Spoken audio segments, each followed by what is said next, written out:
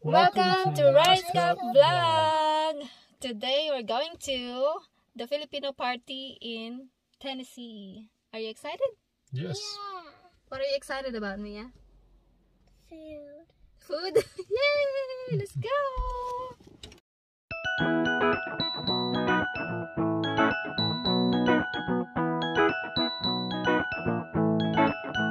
We're finally here! Dala na ni Mia ang lumpia. You think that's gonna be good? Ito ang venue. So beautiful. Diba? Meron silang banderitas. Parang piyestahan.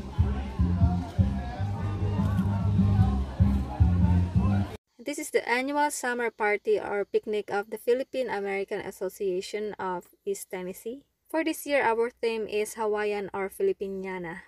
And we're so excited to have a good time with our fellow Filipinos here in Tennessee. This is Mia's favorite tita. She's so happy to finally see her again. She likes her name because apple is her favorite fruit. Whenever I say rice is life, she always says apple is life. Aside from that, Tita Apple is very sweet and friendly. They also made photo props just like this jeepney because they knew that Filipinos like taking pictures. And our Mia is always ready to show her beautiful smile. Look at that cute little baby. The party is not complete without food on the table. So each of us were encouraged to bring our favorite Filipino dish. In Tagalog, kanya-kanyang dala ng baon. I wasn't able to show my lumpia because before I started taking the videos, it was all gone and I realized I should have made more. Maybe next time. But they come prepared because they got tons of rice on the table. Walang magugutom na Pinoy dahil rice is life. Aring aking mag-ama ay parang hindi Pinoy party ang pinuntahan at gatotoong American food ang nilantakan. At parang mas magandang tingnan ng aking plato at meron pang menudo para akong nasa baysanan. This is practicing, just like I was welcome to your events and feel very family. In the business world, we need to set. I was so lucky because I was able to find ice candy in the party. I remember this is one of my favorite desserts when I was a kid in the Philippines. My family and I used to sell this for 1 peso each. We put a bunch of these in the freezer. Half of them would be sold and the other half would be eaten by me and my sisters on a hot summer day. And now this is Mia's first time eating ice candy. And this gives her energy to join fun games. Go Mia! Go! Go Mia! Go! Go! Fashion show yan namin. She's 5. Ay, bongga. Para namang runway walk. Sundan na. Pagdalag, ikot ulit. Pagdalaglag, ikot ulit.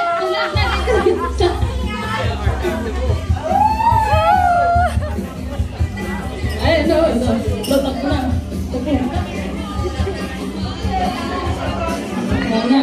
Na. Oh, ay. Kikita ko. Wala ka. Ang magawa nun. Ay! Go! Go Mia! Go! Walk faster! Walk faster! Go Mia! Go Mia! Go! Go!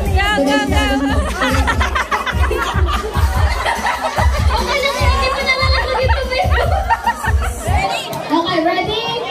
Lapit na partner na. Bawal hawakan. Wala magahaw. Wala magkakapyakap dito. Ayan na, ready na? Okay. You should tell everyone. Diretso na.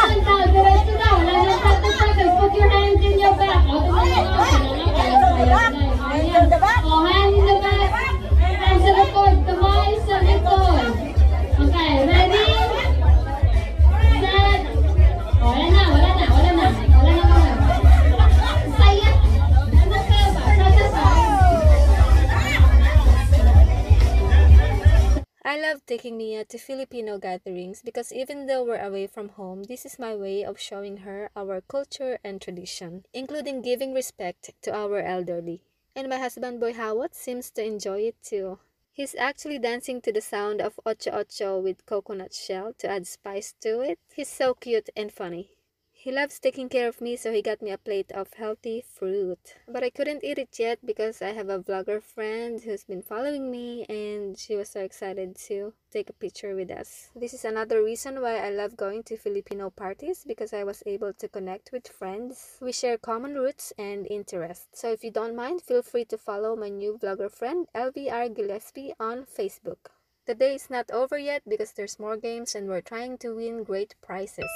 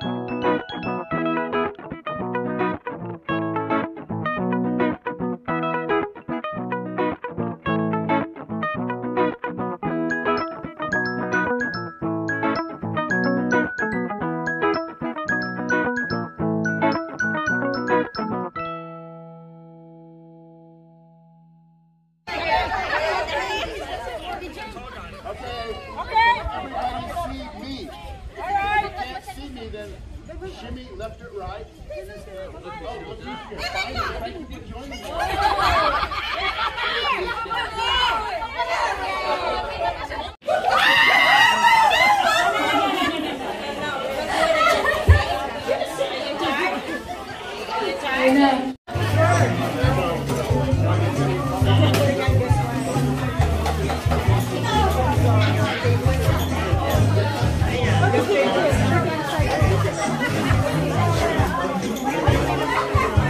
Why are you smiling so big?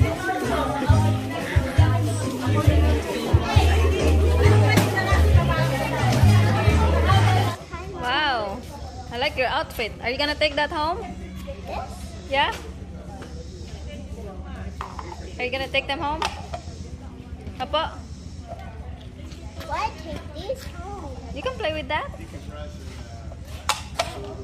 How do I play with it? Use it as a costume. Or we can make it as a lato-lato. What's a lato? You'll know about it when you go home to the Philippines.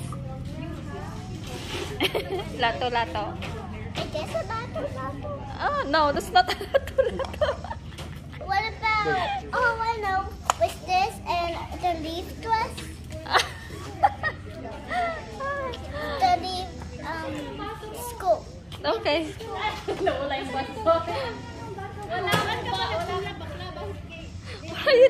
No.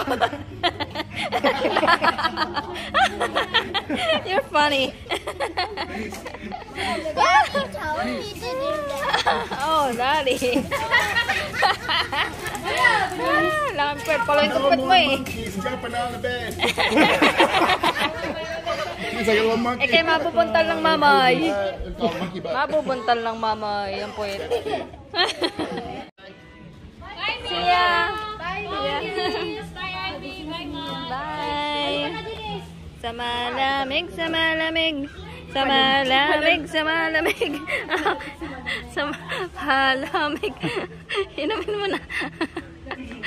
It's like drunk. Who drunk it? Anong name ng business mo? Yung business ko, it's just a house business. Ano na yun? Ang tawag? Wala sa akin yan. May Meron akong website, Today's Merienda. Okay. Today's Merienda. Tita, grabe ka naman. I've been following you. I've been ignored for like how many years? Ay. I didn't even meet you yet. Oh, really? Wow. Yes. And I was like, hey, that's a rice. First time I saw you guys, it was at the, what you call this? At the event. Oh yeah, the Asian. Oh, yan na. Tapos na ho ang ating party. At ang dami naming isa Sharon. Look at our Sharon of the day. Paano natin yung bibit-bitin? How are we gonna carry those? Arihaw, ang aming mga sinaron ngayong araw na aray. Ubos ang aming dala. I got a necklace. Tapos, yan. I got a necklace. Oh, you got a necklace. Oh, Hawaiian. Tsaka you got school supplies. You can use that for your homeschooling. What are these, love? And buko. If you're a fan of Rachel Alejandro, at kung malapit ho kayo din sa Knoxville, Tennessee, or kung gusto nyo pumunta din you can come to her concert. Ariho ang information. At mayroong mga performers, special guests, Gio Ribucas, front acts Grace Crow, and Leah McCormy Huckabee. She's my friend here in Knoxville. Sila ho yung mga kakanta, mga special guests. So, kung gusto nyo sila makita, come and join them because we won't be here on August. We will be in the Philippines, but I would like to see you attend the concert. Yay! Supportan ho natin ang mga Filipino artists dito sa Amerika. Thank you so much! Ayun na ho si Sharon Cuneta. Nagsasharon na ng pagkain. Ang tira-tira. Okay, let's go! Tara! Tara! I keep your reel this. Okay. Ako palang pagbubuhatin. Sorry! You're gonna drop that.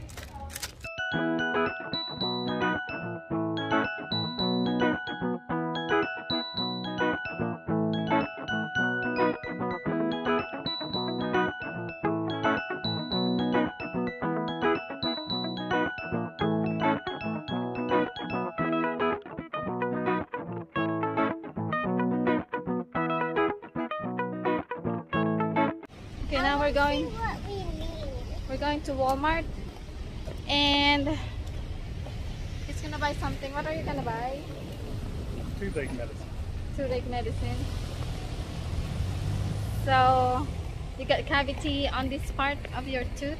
Okay. Oh, you got cavity on this part? Yeah. That's Teeth. really, really bad.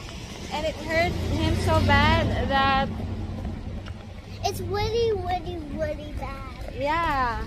It's so bad. And you wasn't able to sleep good yesterday because it was hurting. Well, it hurt when I went to go to sleep. I checked on his cavity, and I said it was so bad. Yeah. Yeah, you saw it. Uh-huh. Do you want to be a dentist when you grow older? It's too hard for me. Too hard for you. What do you want to be when you grow older? Huh? I want to be a ballerina, a princess, Wow. Ballerina or a princess? a swimmer, A what? a swimmer, A swimmer? Oh, you want to be an athlete then? actor. An actress? Yeah. Wow. Be I have to work rich, hard Be rich. to pay for those workshops and stuff. I want to be rich. You want to be what? Rich. Rich? Yeah. Why do you want to be rich? Because I can buy anything I want. Oh yeah? Yeah. She's a dreamer. Oh. Okay. Are you gonna set an appointment for it to be extracted? Yeah. Yeah. What about, They might just refill it. It's been filled before. but if they refill it, it's still gonna hurt, right? No. What about set an appointment in the Philippines? Uh-uh. We'll take care of you. Yeah. They took care of me. Oh. Right here. You're gonna show us a hack when you're shopping. What is it? So you just you close it. Open the Walmart app, and then you just hit right here like a search. But there's a barcode right there. If you see it, Okay. hit the barcode, and then scan the item, and you can see the reviews right here. If you click right here, reviews, Wow. and it'll tell you it's rated 4.5 stars by 214 people, and you can read what people say about it. That's really helpful. So this is 4.5 stars, so it looks like it's pretty good. Let's check this out. So this one right here is 4.3 stars. Maybe because it don't have an applicator with it.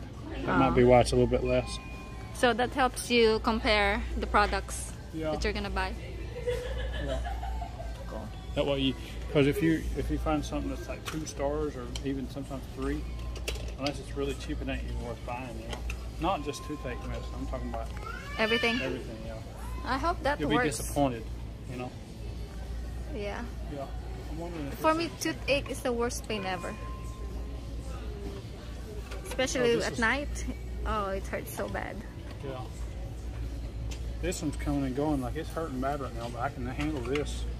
But when it goes like terrible, I can't really handle it.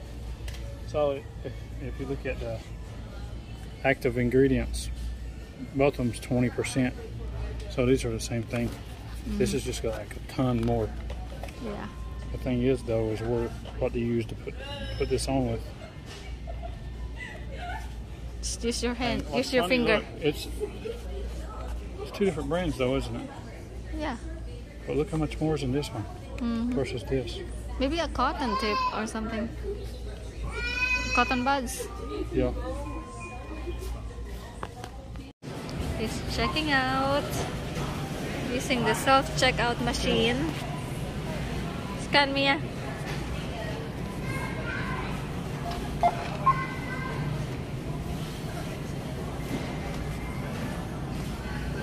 So you paid $12.67 for just a few things. Wow. Areho si Mia, hindi pa kami nakaka-uwi ay nilantaka na ang mga pagkain na aking shinaron. Masarap, Mia? Sarap? Hindi magugutom ang Mia dahil maparaan ng ina at magaling mag-sharon. Oh, di ba? Ngayon ay bubuksan natin aring regalo galing sa isa nating vlogger friend na taga dini rin sa Tennessee. Oh, 'di ba? Kaya masarap pumunta sa Filipino party, marami kang mamimit na bagong kaibigan. At siya nagyaya sa kanilang bahay, magbanding daw kami at mag-vlog. Maraming salamat Sis LV Gillespie. Sana itama ang pagkakabigkas ko ng iyong pangalan. Lalagay ko ang pangalan mo dyan para ma-follow ng ating mga manonood. Ngayon, papakita ko sa inyo rin ang kanyang bigay ay pagkainamang bait. Tingnan natin kung ano ang laman ng paper bag. So, ito ang tuwa na kami ay finally ay nagkita na rin. First time naming mag-meet at siya ay napakabait. Wow! Napaka-healthy naman ng bigay mo, sis. Thank you so much. Oh, ayan na, meron akong talong. Paano mo nalaman na nag-crave ako ng garning talong? Napapaibig ako sa garning talong. Paano mo nalaman? Masarap na rin ihawin or i-bake. Tapos, uy, ampalaya. Tapos, this is ampalaya. Remember, you ate this before? And you said you like it because you wanna go to the beach. I said, if you eat it, I'll take you to the beach. And you said, it tastes good. Meron pang sitaw. Ay. Sitaw. Sitaw is string beans. At okra. Oh, magluluto tayo ng tawag dyan? Ng pinakbet. Pakbet. Kompleto, Ricardo. Maraming salamat. Napakabait mo, Sis LV Gillespie. I-follow nyo ho siya. At siya ho i-vlogger din. Kung gusto nyo makita ang kanyang gardening videos din sa Knoxville, Tennessee, siya ho ang panoorin nyo. Dahil ako ay hindi ko masyadong maasikaso ang aming garden. Nag-try ako one time, hindi ho naging successful dahil kami ay laging wala sa bahay at nagta-travel. So kung gusto niyo mapanood kung paano ang gardening sa Tennessee, ay i-follow niyo siya. Ito, kuha niya sa kanyang garden. Napakaganda ng mga harvest niya, oh. Ganda. 'Di ba? Meron siyang green thumb. Gayon ho sadya ang mga Pinay din sa Amerika Lalo kami ay napapaibig sa garning klaseng pagkain. Ariho, ibihira mong makita sa stores. Bihira mo rin makita sa stores. Kaya ikaw mismo ang magtatanim. Tsaka mahal ho ang garne pag bibilhin mo sa Asian store. Kagat? Wait, ain't it raw? It's bitter. Ain't it raw? Yeah. Thank you so much, sis. Is it supposed to be raw? No, I have to cook it. But you can eat it raw if you want. It's got more nutrients, right? What nutrients? Nutrients is something that you absorb so your body will function better. Ay! What function? Function, so your body will work better. So you'll have nutrients to fight off the diseases and sicknesses. Ano lasa? Mapait. It's a prank. Akala ata ilasang pipino. Areho, pakita ko sa inyo. Ang dami. Oh, na-excite ako. Gawa sabi niya ay invite daw niya kami pag harvest time na at kami mismo ang mamimitas ng kanyang gulay. Sis, i-message mo ako ha kung ikaw nanonood ng aming vlog. At excited na ako sa ating bonding moment. Ay grabe, ang init ho ngayon din sa Tennessee. Yan ho ang mga happenings ngayong araw. Did you enjoy? What's the thing that you like the most about going to the Filipino party? Seeing apple. Seeing Tita Apple? Why do you like her so much? Because She's nice, isn't she? Isn't she nice? no, Why do you like seeing Tita Apple? because Because? guess I don't know. because her name is Oh, you like her name? Apple? Apple is life.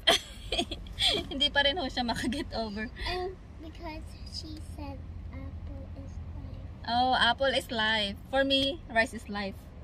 For you, apple is life. Okay. And apple too. Oh yeah, apple is life. Why her name is Apple? Because she likes apple so much like me. Yeah, I think so. Okay, do you like seeing a lot of Filipinos in one place? What about we go to the Philippines and we'll see Filipinos everywhere you look? Are you excited about that? Yeah. Yeah?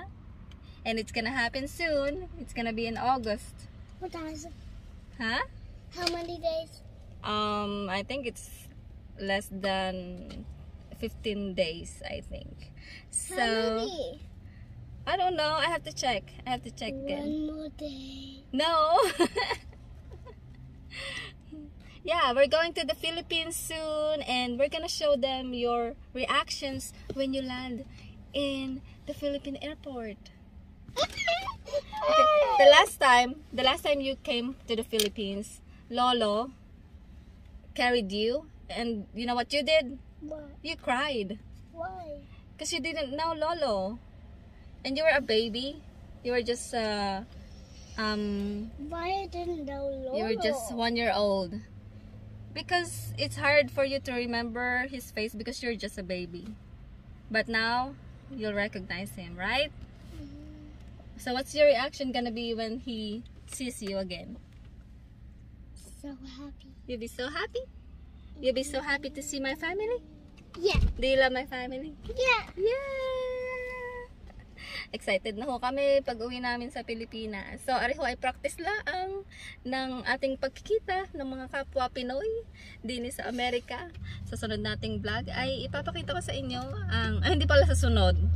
Sa sunod na buwan, ipapakita namin sa inyo ang ating pagbalik sa ating kinagis ng bayan, kinagis ng bansa, ang bansang Pilipinas. At si Mia ho ay nakain na uli ng aking sinaron. Taas pa ang paa ay kainaman. Okay, thank you so much for watching. I hope you enjoyed this vlog. And if you enjoyed our family adventures, feel free to follow Rice Cup. Bye-bye. I love you all.